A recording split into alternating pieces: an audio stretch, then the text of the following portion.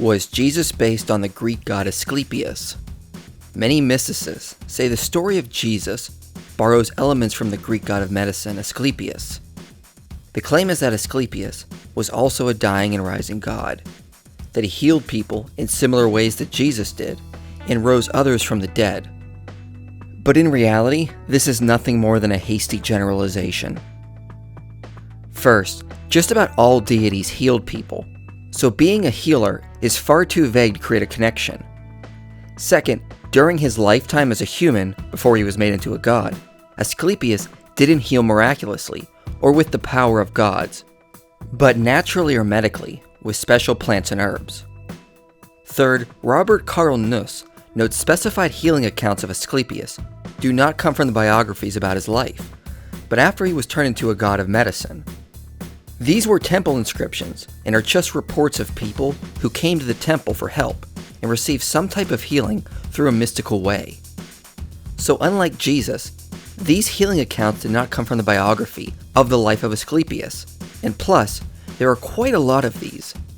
Jesus mysticists have simply gone through and cherry-picked a few that could be similar to the healings that Jesus did.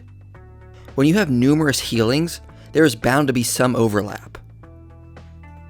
Next, it is true Asclepius did raise people from the dead during his lifetime, but this was not a miraculous power. He was just lucky to come across a special plant that could do this. According to the legend, Asclepius was in prison, and a snake slithered its way in.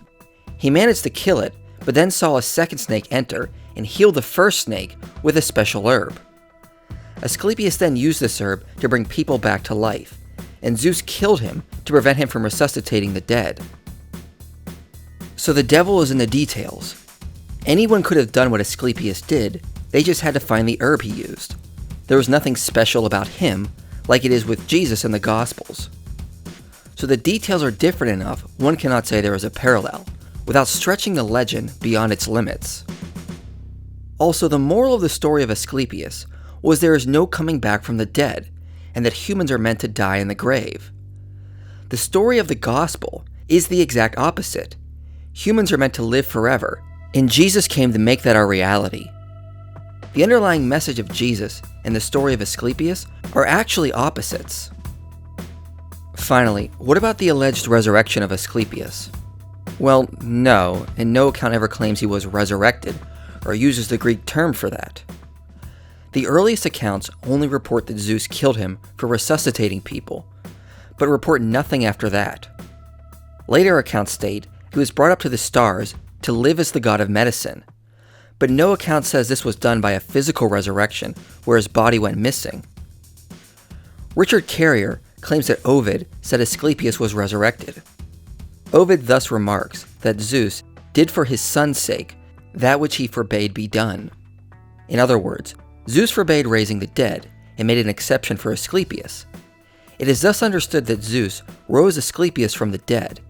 He had been a corpse, so he would have remained, but by a miracle of God, now he was alive, eternal and immortal, supernaturally powerful, just like Jesus. The problem is, this is reading way too much into one vague line in Ovid's writings.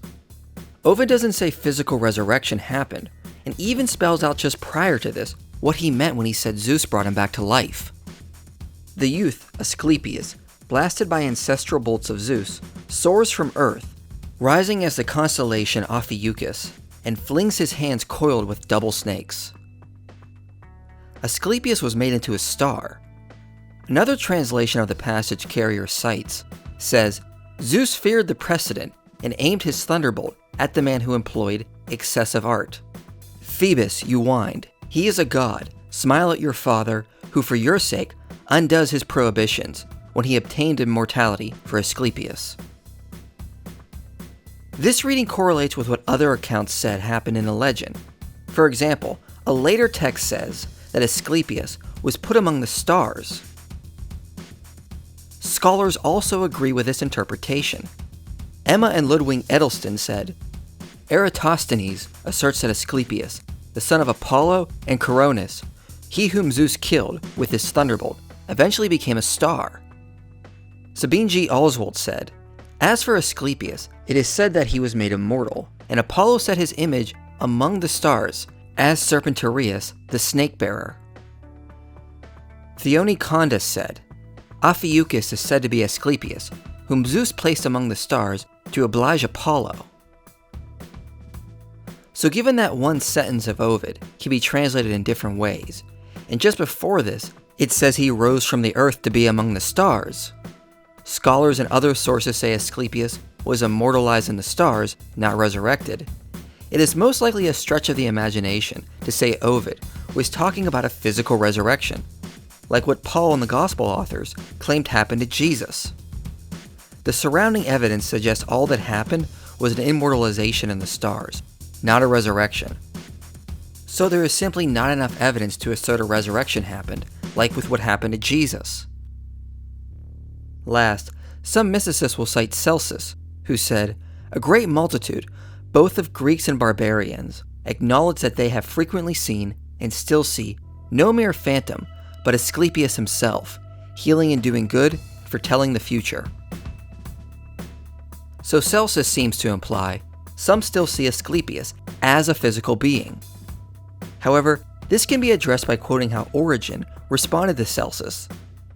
He cannot demonstrate that an incalculable number, as he asserts, of Greeks and barbarians acknowledge the existence of Asclepius, while we, if we deem this a matter of importance, can clearly show a countless multitude of Greeks and barbarians who acknowledge the existence of Jesus. Celsus doesn't give any sources to go on and just asserts this claim secondhand. We don't have any independent sources that actually report this outside of Celsus. He was specifically trying to build a case against Christianity. In his apologetic attempts, he probably just over-exaggerated this point, given no sources can corroborate this claim. So given what scholars and our earliest sources say, there is just not enough evidence to assert Asclepius rose from the dead. Thus, there is no evidence Jesus was just a myth based on Asclepius.